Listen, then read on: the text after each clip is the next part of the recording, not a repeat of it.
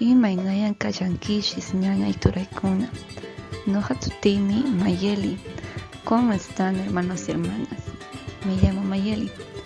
Permítanme enseñarles unas cuantas frases y palabras en quechua, muy básicas que nos servirán como un punto de inicio para adentrarnos en el aprendizaje de este bello idioma llamado quechua, runasimi. Así que empecemos. Bien, los saludos, napa y kuna. Tenemos dos formas muy utilizadas para saludar en quechua. Por un lado está Ayiyanchu Kashanki, que significa ¿estás bien?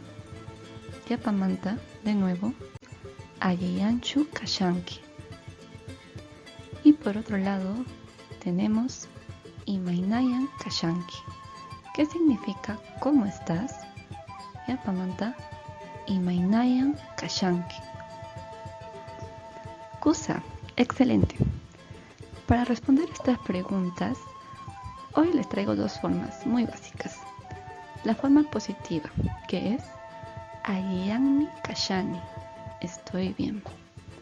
Yapamanta, Ayiyanmi Kashani. Y por otro lado tenemos la forma negativa, Manan Ayinchu Kashani, que significa no estoy bien. Yapamanta, Manan Ayinchu Kashani. Bien, y para culminar tenemos la despedida, Kachar Pari. Hoy les traigo una palabra muy conocida, quizás ya la han escuchado, y es Tupananchis Kama, que significa hasta un próximo encuentro. Yapamanta, Tupananchis Kama. Kusa, excelente. Como pueden apreciar, he subrayado el sufijo kama. Este sufijo significa hasta y lo van a encontrar recurrentemente en varias despedidas. Por ejemplo, pajarin kama, hasta mañana, mincha kama, hasta pasado mañana, huk watakama, hasta otro año, y así sucesivamente.